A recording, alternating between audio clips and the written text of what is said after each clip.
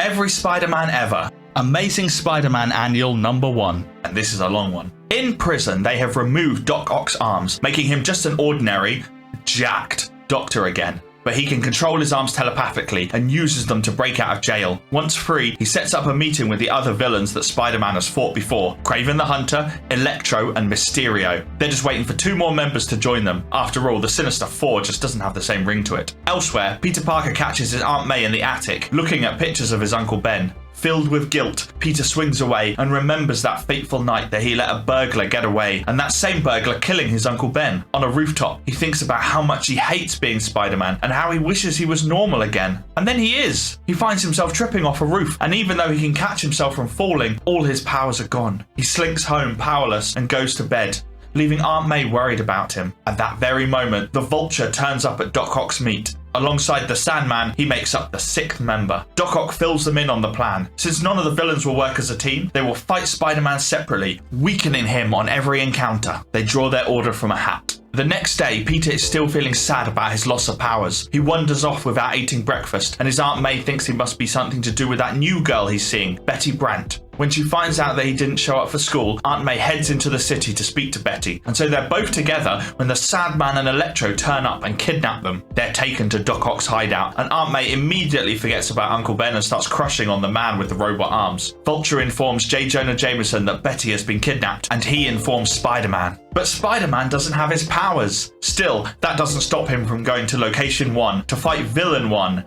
Electro. At an electrical factory, Electro tells Spider-Man that he has a card with the next step of the trail to find Betty, but Spider-Man will have to defeat him first. Electro then hurls a bolt of electricity, which Spider-Man dodges? Wait, he dodged electricity. That means he has his powers back.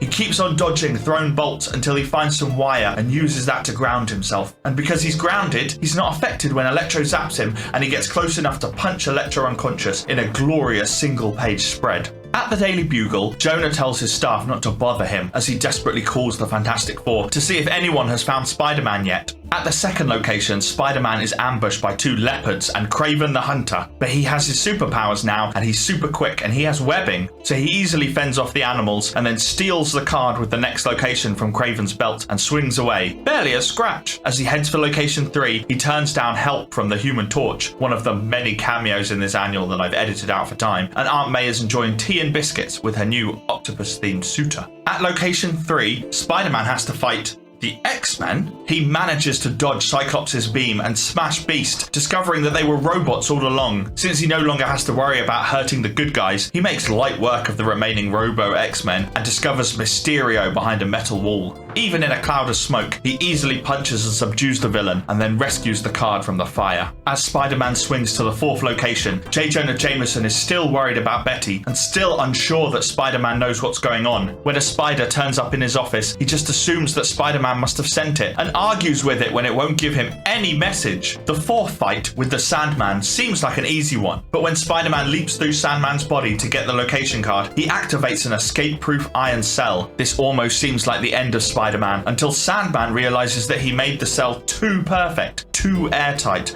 that there's now no oxygen to breathe. So Spider-Man escapes while Sandman slumps unconscious. At the Bugle, Jonah finds out that all the other papers in town have been reporting on Spider-Man's 4 fights. But since he told nobody to bother him, the Bugle was doing nothing.